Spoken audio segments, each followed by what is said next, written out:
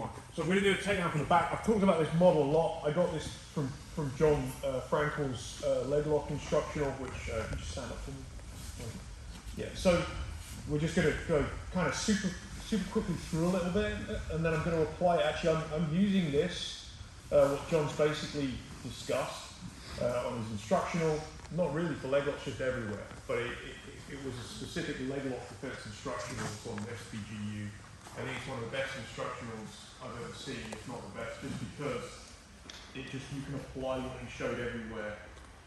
So when we're here, Michael, if my feet are, I've covered this before, if my feet are just below Michael's iliac crests, he can hit me, right, and just get in my head cave.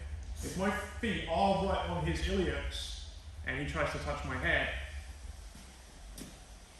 basically nothing happens. So one of the things that I think John has done really for Jiu-Jitsu here is we need to think about the vernacular, and by the vernacular I just mean the language we use in Jiu-Jitsu, of like when we use the word hit. I think the problem when we use the word hit is that essentially the hip is a massive joint, it has different heads on it, and a fundamental part of connection is how we connect to the hip. And unfortunately, too much Jiu-Jitsu is a language where they just say things like move your hips, right? And it's kind of not wrong, but it doesn't really help too much.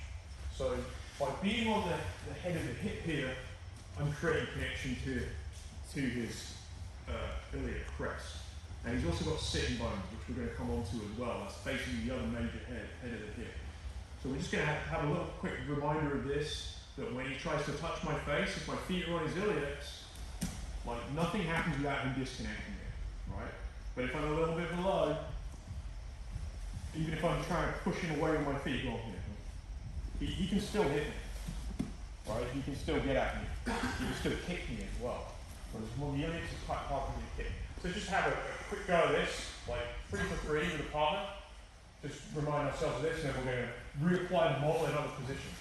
Yeah. And what I really love about this model of the iliac and the sitting bone is that literally in positions you have no real familiarity with, you can start figuring things out.